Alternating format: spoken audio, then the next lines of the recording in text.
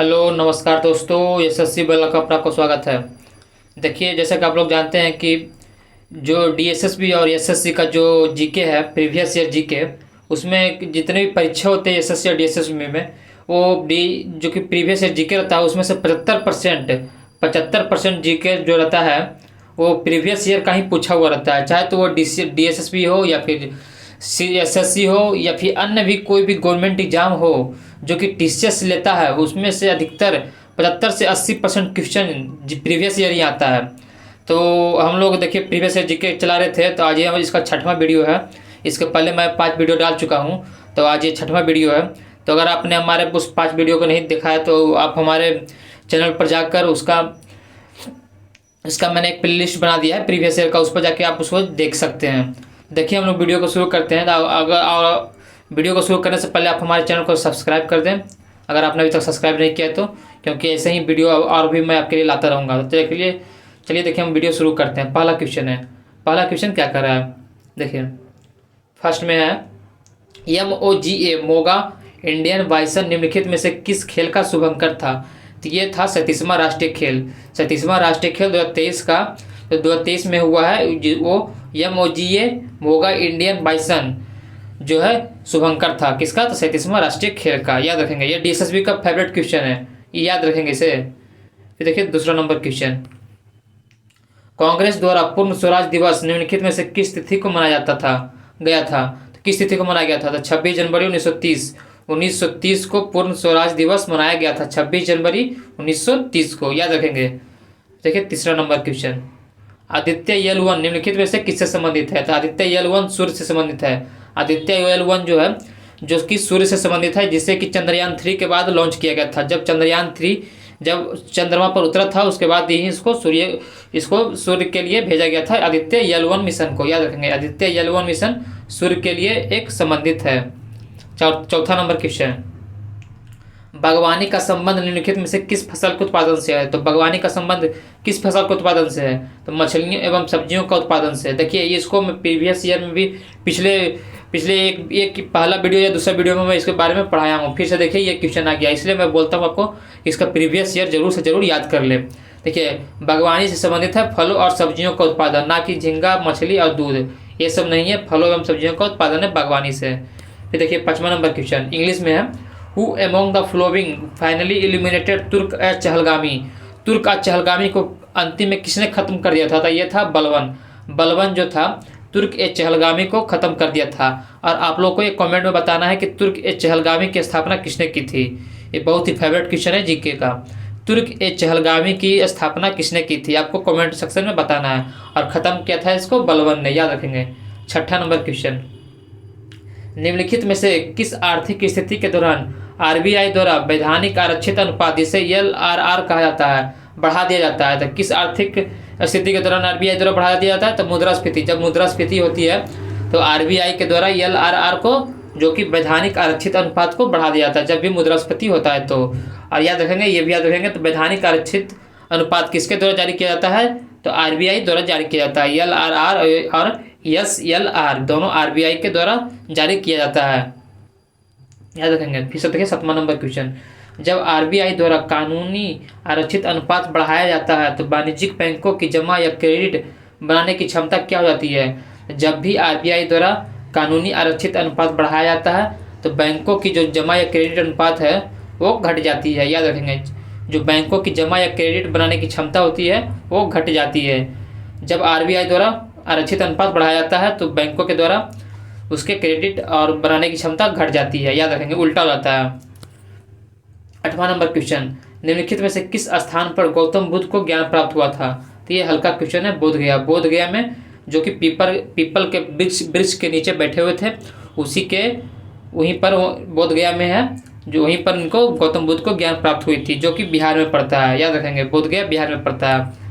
फिर देखिए 9वां number question, मिष्टी योजना भारत के प्रधानमंत्री द्वारा निम्नलिखित में से किस दिन शुरू की गई थी। तो 5 जून 2023 को मिष्टी योजना शुरू की गई थी, याद रखेंगे। मिष्टी योजना 5 जून 2023 को शुरू की गई थी। फिर देखिए पीएम डिवाइन योजना क्या है। तो पीएम डिवाइन योजना क्या है? तो उत्तर पूर्वी क्षेत्र के लिए विकास पहल, उत्तर पूर्वी जितने भी नॉर्थ ईस्ट क्षेत्र है भारत का, जैसे कि हो गया असम, मेघालय, त्रिपुरा, ये सब, उसके लिए, उसके विकास के लिए पीएम डिवाइन योजना है। देखिए ये क्वेश्चन एसएससी में भी पिछले प्रीवियस ईयर, जो कि सीएचएसएल और एमटीएस और सीजीएल, इसमें तीनों में पूछा गया था यस पीएम डिवाइन योजना। इसलिए मैं बोलता हूँ कि आपको इसको जरूर पढ़ के जाए। पीएम डिवाइन योजना क्या है? तो उत्तर पूर्वी क्षेत्र के लिए विकास पहल है, नॉर्थ ईस्ट के लिए, भारत का नॉर्थ ईस्ट। 11वां नंबर क्वेश्चन, निम्नलिखित में से किसने 1994 में बनारस के एक संस्कृत कॉलेज की स्थापना की थी? तो कौन थे? तो जोनाथन डंकन। जोनाथन डंकन साहब ने 1794 ईस्वी में बनारस में एक संस्कृत कॉलेज की स्थापना किए थे। कौन थे? जोनाथन डंकन साहब, याद रखेंगे। जोनाथन डंकन साहब ने 1794 में बनारस में एक संस्कृत कॉलेज की स्थापना की थी। फिर देखिए 12 नंबर क्वेश्चन, प्रत्येक वाणिज्यिक बैंक को अपनी कुल जमा राशि का एक निश्चित अनुपात नकद के रूप में आरबीआई द्वारा के पास रखने का आवश्यक है। इसे क्या कहते हैं? तो इसे कहते हैं सीआरआर, मतलब नकद आरक्षित अनुपात। नकद आरक्षित अनुपात होता है क्या? तो प्रत्येक वाणिज्यिक बैंक को कुल जमा राशि का एक निश्चित अनुपात जो है नकद के रूप में आरबीआई द्वारा रखने का आदेश देता है, तो उसे क्या कहते हैं? तो नकद आरक्षित अनुपात, जिसे इंग्लिश में कहा जाता है, इंग्लिश के शॉर्ट में कहा जाता है सीआरआर, याद रखेंगे। कैश रिजर्व रेशियो, इससे पूरा नाम है कैश रिजर्व रेशियो, याद रखेंगे।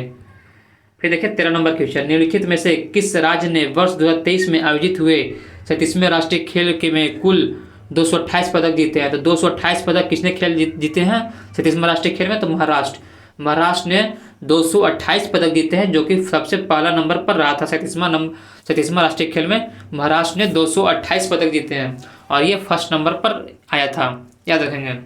14वां नंबर क्वेश्चन, निम्नलिखित में से किसने भारत दुर्दशा नामक नाटक की रचना की थी? तो भारत दुर्दशा नामक रचना किसने किया था? भारतेंदु हरिश्चंद्र। भारतेंदु हरिश्चंद्र जो थे, उन्होंने भारत दुर्दशा नामक नाटक की रचना किए थे, याद रखेंगे। भारत दुर्दशा नामक रचना भारतेंदु हरिश्चंद्र के द्वारा रचा गया था, याद रखेंगे। देखिए 15 नंबर क्वेश्चन, बीमा वाहन योजना क्या है? बीमा वाहन योजना क्या है? भारत के ग्रामीण भागों में महिला केंद्रित बीमा वितरण चैनल है। बीमा वाहन योजना क्या है? तो भारत के ग्रामीण भाग है जिसमें महिला केंद्रित बीमा वितरण चैनल है, मतलब कि महिला को दिया जाता है, ग्रामीण जितने भी ग्रामीण महिला हैं उनके द्वारा बीमा बांटा जाता है। क्या है? तो बीमा वाहन योजना। देखिए 16 नंबर क्वेश्चन, मत्स्य 6000 क्या है? ये देखिए ये भी अच्छा क्वेश्चन है, जो कि ये क्या है? तो ये है हमारा करंट अफेयर। मत्स्य 6000 क्या है? तो समुद्र के गहराई तक जाने वाली भारत की पहली मानव चलित पनडुब्बी है। भारत की पहली मानव चलित पनडुब्बी जो कि समुद्र की गहराई को जाके नापेगा, तो ये क्या है? इसका नाम क्या है? मत्स्य 6000। देखिए 17 नंबर क्वेश्चन, निम्नलिखित में से किस वर्ष तक टीबी को खत्म करने के लिए प्रधानमंत्री टीबी मुक्त भारत योजना अभियान शुरू किया गया है? 2025 तक भारत में टीबी को खत्म करने का लक्ष्य रखा गया है। ये अच्छा क्वेश्चन है, ये भी एक करंट अफेयर का क्वेश्चन है। भारत को टीबी खत्म करने का लक्ष्य कब तक है? 2025 तक। देखिए फिर 18 नंबर क्वेश्चन, निम्नलिखित में से किस वर्ष कर्नाटक में अपिक्को आंदोलन की शुरुआत हुई थी? अपिक्को आंदोलन 1983 में शुरुआत हुई थी। देखिए इसके ये भी क्वेश्चन मैं पिछले वीडियो में करा चुका हूँ। अपिक्को आंदोलन का 1983 में हुआ था। और अपिक्को आंदोलन कहाँ हुआ था? तो अपिक्को आंदोलन कर्नाटक में हुआ था, याद रखेंगे। अपिक्को आंदोलन कर्नाटक में हुआ था, कब? 1983 ईस्वी में अपिक्को आंदोलन। 19वां नंबर क्वेश्चन, निम्नलिखित में से कौन दिल्ली सल्तनत का संस्थापक था? तो दिल्ली सल्तनत का संस्थापक कौन था? तो कुतुबुद्दीन ऐबक, जो कि गुलाम वंश का इसने स्थापना किया था। कुतुबुद्दीन ऐबक ने गुलाम वंश की स्थापना किया था और ये दिल्ली सल्तनत का संस्थापक था। देखिए 20 number question, who among the following propagated revival of वैदिक हिंदुइज्म? तो ये कौन थे? तो दयानंद सरस्वती जो थे, इन्होंने वैदिक हिंदुइज्म मतलब कि वैदिक हिंदू का इन्होंने पुनरुत्थान किया। कौन थे? तो दयानंद सरस्वती साहब। दयानंद सरस्वती ने वैदिक हिंदू का पुनरुत्थान किया। देखिए सेक्शन 2 का पहला क्वेश्चन, भारतीय संविधान के किस अनुच्छेद में भारत के राष्ट्रपति का कार्यकाल से संबंधित प्रावधान है? तो भारत के राष्ट्रपति का कार्यकाल कौन से आर्टिकल में है? तो आर्टिकल नंबर 56। आर्टिकल 56 में है भारत के राष्ट्रपति का कार्यकाल। ये इंपॉर्टेंट क्वेश्चन है, याद रखेंगे। भारत के राष्ट्रपति का कार्यकाल आर्टिकल नंबर 56 में है। देखिए 200 नंबर क्वेश्चन, सोमनाथ मेले का आयोजन निम्नलिखित में से किस राज्य में किया जाता है? तो सोमनाथ कहाँ है? सोमनाथ गुजरात में है। सोमनाथ का एक शिव मंदिर है जो कि 12 ज्योतिर्लिंगों में से एक है। तो ये कहाँ है? तो गुजरात में है सोमनाथ का मंदिर। 3 number question, which of the following is not responsible for negatively affecting human health. मतलब इसमें से कौन सा जो है वो हमारे हेल्थ पर जो कि बुरा प्रभाव नहीं डालता है? तो एफॉरेस्टेशन मतलब क्या होता है? वृक्षारोपण।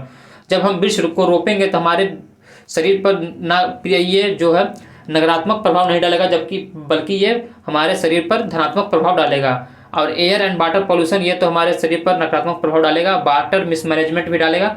और बायोडाइवर्सिटी जब लॉस होगी ये भी हमारे शरीर पर नेगेटिव प्रभाव डालेगी। लेकिन जब एफॉरेस्टेशन होता है, एफॉरेस्टेशन मतलब होता है हम जब पेड़ को रोकते हैं तो उसे एफॉरेस्टेशन कहा जाता है। जब हम पेड़ों की कटाई करते हैं तो उसे कहा जाता है डिफॉरेस्टेशन। याद रखेंगे।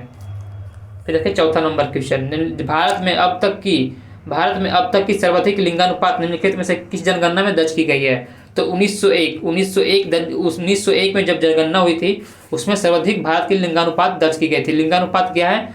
प्रत्येक हजार मेल पर कितने वुमेन हैं, उसे ही लिंगानुपात कहा जाता है। तो भारत में सर्वाधिक लिंगानुपात अब तक 1901 में जब जनगणना हुई थी तो उसी में दर्ज किया गया था। यह बहुत ही अच्छा क्वेश्चन है, इसे VVI में कर लें। भारत में सर्वाधिक लिंगानुपात 1901 में दर्ज की गई थी। 5वां नंबर क्वेश्चन, निम्नलिखित में से कौन सा जानवर भेड़ के लीवर पर परजीवी है? तो ये फसियोला जो है भेड़ की लीवर का परजीवी है। याद रखेंगे, फसियोला भेड़ के लीवर का परजीवी है। देखिए 6वां नंबर क्वेश्चन, उर्दू भाषा अपनी लिपि निम्नलिखित में से किस स्रोत से प्राप्त करती है? तो अरबी फारसी से ही हमारा उर्दू का उत्पन्न हुआ है। अरबी फारसी से उर्दू का उत्पन्न हुआ है। याद रखेंगे।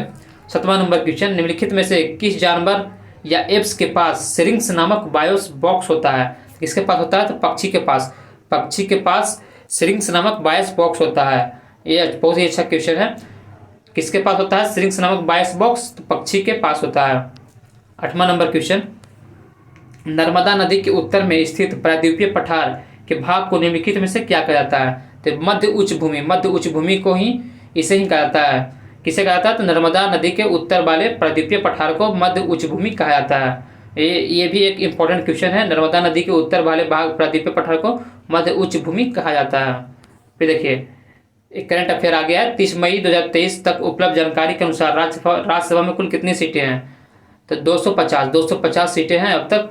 जब 30 मई 2023 तक हुआ था तो राज्यसभा की सीटें थी उस समय 250। फिर देखिए 10वां नंबर क्वेश्चन, सबसे उत्तरी हिमालय श्रेणी को क्या कहा जाता है? सबसे उत्तरी हिमालय श्रेणी को हिमाद्री कहा जाता है। याद रखेंगे, हिमाद्री सबसे जो उत्तर में है, मतलब कि भारत का सबसे उत्तरी भाग में जो हिमालय श्रेणी है उसे हिमाद्री कहा जाता है। हिमाद्री। अब पारसनाथ की पहाड़ी कहाँ है? झारखंड में पारसनाथ की पहाड़ी है। अरावली पहाड़ी कहाँ है? अरावली पहाड़ी है मध्य प्रदेश और राजस्थान में लगता है। फिर देखिए 11 नंबर क्वेश्चन, असम हिमालय निम्नलिखित में से किन दो नदियों के बीच स्थित है? तो असम हिमालय तिस्ता और दिहांग नदियों के बीच में स्थित है। तिस्ता और दिहांग नदियों के बीच में असम हिमालय स्थित है। ये भी एक बहुत ही अच्छा क्वेश्चन है ज्योग्राफी का, इंडियन ज्योग्राफी का। असम हिमालय जो है तिस्ता और दिहांग नदी के बीच में स्थित है। अच्छा, सिंधु और सतलज नदी के बीच में कौन सा हिमालय है? तो ये है पंजाब और कश्मीर हिमालय। सिंधु और सतलज नदी के बीच पंजाब और कश्मीर हिमालय है। काली और तिस्ता नदी के बीच उत्तराखंड हिमालय है। उत्तराखंड हिमालय जो है काली और तिस्ता नदी के बीच में है। सतलुज और काली नदी के बीच में है कौन सा? आपको एक कमेंट करके बताना है। सतलुज और काली नदियों के बीच कौन सा हिमालय पड़ता है? 12 नंबर क्वेश्चन, सामूहिक जिम्मेदारी कैबिनेट की एकजुटता के सिद्धांत पर आधारित है। इसका तात्पर्य है कि एक अकेला मंत्री के विरुद्ध भी अविश्वास प्रस्ताव पर संपूर्ण मंत्रिपरिषद का इस्तीफा हो जाता है। मतलब जब भी एक मंत्री पर अविश्वास प्रस्ताव पारित हो जाता है तो सिर्फ एक मंत्री ही नहीं बल्कि पूरा मंत्रिपरिषद को इस्तीफा देना पड़ता है। ये बहुत ही अच्छा क्वेश्चन है। जब भी किसी एक मंत्री पर अविश्वास प्रस्ताव पारित हो जाता है तो सिर्फ उसे ही नहीं बल्कि पूरा जितने भी मंत्रिमंडल में मंत्री है सबको इस्तीफा देना पड़ जाता है। 13 नंबर क्वेश्चन, भारत की संसद के बारे में निम्नलिखित में से कौन सा सत्य नहीं है? तो भारत में संसद के बारे में कौन सा सत्य नहीं है? तो ये 1st नंबर क्वेश्चन, संविधान ने राज्यों को केवल एक सदनीय विधायिका स्थापित करने का विकल्प दिया। ये बिल्कुल गलत है। इसमें 3 सदनीय विधायिका है। देखिए दूसरा नंबर बिल्कुल सही है। लोकसभा को जनता का सदन कहा जाता है। राज्यों की विधायिका को राज्य विधायिका के रूप में वर्णित किया जाता है, ये भी सही है। संसद शब्द का तात्पर्य राष्ट्रीय विधायिका से है, ये भी सही है। पहला गलती है, संविधान ने राज्यों को केवल एक सदनीय विधायिका स्थापित करने का विकल्प दिया है, ये बिल्कुल गलत है। 14वां नंबर क्वेश्चन, राष्ट्रीय खनिज सूची डेटा के अनुसार भारत के सोने का अयस्क प्राथमिक के सबसे बड़े संसाधन भारत के किस राज्य में स्थित है? तो बिहार। बिहार में जो है भारत के सोने का अयस्क, सोना नहीं, सोने का अयस्क प्राथमिक का सबसे बड़ा संसाधन कहाँ है? तो बिहार में स्थित है। देखिए 15 नंबर क्वेश्चन, निम्नलिखित में से कौन सा अधिकार मौलिक अधिकार के अंतर्गत नहीं आता है? तो शोषण का अधिकार। शोषण का अधिकार जो है ये मौलिक अधिकार के अंतर्गत नहीं आता है, जबकि स्वतंत्रता का अधिकार, धार्मिक स्वतंत्रता का अधिकार और समता का अधिकार ये तीनों आता है, बल्कि शोषण का अधिकार जो है हमारे मौलिक अधिकार के अंतर्गत नहीं आता है। फिर देखिए 16 नंबर क्वेश्चन, दिसंबर 2023 तक उपलब्ध सूचना के आधार पर भारतीय संविधान कितने मौलिक अधिकारों को गारंटी देता है? तो 6 अभी तक हमारे संविधान में 6 मौलिक अधिकार की गारंटी है। कितना है? 6 मौलिक अधिकार। 17 नंबर क्वेश्चन, निम्नलिखित में से कौन सा जानवर एप्स वर्ग का नहीं है? तो सांप। सांप जो है एप्स वर्ग का नहीं है, बल्कि कीवी है, मोर है, शुतुरमुर्ग है। एप्स वर्ग क्या होता है? एप्स वर्ग में होता है पक्षियों का होता है, जबकि ये सांप तो ये एक तरह का सरीसृप है। कीवी, मोर, शुतुरमुर्ग एक तरह का पक्षी है। तो एप्स वर्ग किसमें होता है? पक्षियों में होता है। 18 नंबर क्वेश्चन, वर्ष 2011 की जनगणना के अंतिम आंकड़ों के अनुसार निम्नलिखित में से किस राज्य केंद्र शासित प्रदेश में अधिकतम दशक की वृद्धि दर्ज की गई है? तो दादर एंड नगर हवेली। दादर और नगर हवेली में सर्वाधिक दशकीय वृद्धि दर्ज की गई है। कि कहाँ? दादर और नगर हवेली में सर्वाधिक दशकीय वृद्धि दर्ज की गई है। फिर देखिए 19वां नंबर क्वेश्चन, निम्नलिखित में से कौन सी जनजाति भारत को वर्ष 2004 में भारतीय संविधान में जोड़ा गया है? तो संथाली। संथाली भाषा को जनजातीय भाषा में 2004 में जोड़ा गया। इस क्वेश्चन को भी मैंने इसके पिछले वीडियो में मैंने करवाया है, इसलिए मैं बाप से बार बार फिर से बोल रहा हूँ कि प्रीवियस ईयर इसमें पूछा ही जाता है, DSSB रहे या फिर SSC का रहे, इसमें सारे क्वेश्चन, इसमें 75 से 80% क्वेश्चन प्रीवियस ईयर ही रहता है। देखिए संथाली भाषा को 2004 में जोड़ा गया था, इसको भी मैंने पिछले वीडियो में करा चुका हूँ। देखिए लास्ट क्वेश्चन ये है 20वां नंबर क्वेश्चन, लास्ट क्वेश्चन, लोहड़ी का त्यौहार भारत के निम्नलिखित में किस राज्य में प्रमुखता से मनाया जाता है? तो लोहड़ी का त्यौहार पंजाब में मनाया जाता है। लोहड़ी का त्यौहार पंजाब में मनाया जाता है। तो देखिए आज फिर से हमने आपके लिए 40 क्वेश्चन लेके आया हूँ। इसी तरह का वीडियो और भी मैं आपके लिए लाता रहूँगा। देखिए आपको कुछ नहीं करना, आपको बस इसे 2 बार अच्छे तरीके से इसे सुन लेना है, आपको खुद ब खुद याद हो जाएगा। और प्रीवियस ईयर आप जरूर से जरूर करते रहें, इससे आपको बहुत फायदा होने वाली एग्जाम में। तो अगर आपको हमारे वीडियो अच्छा लगा तो आप हमारे चैनल को लाइक और सब्सक्राइब कर दें। Thank you.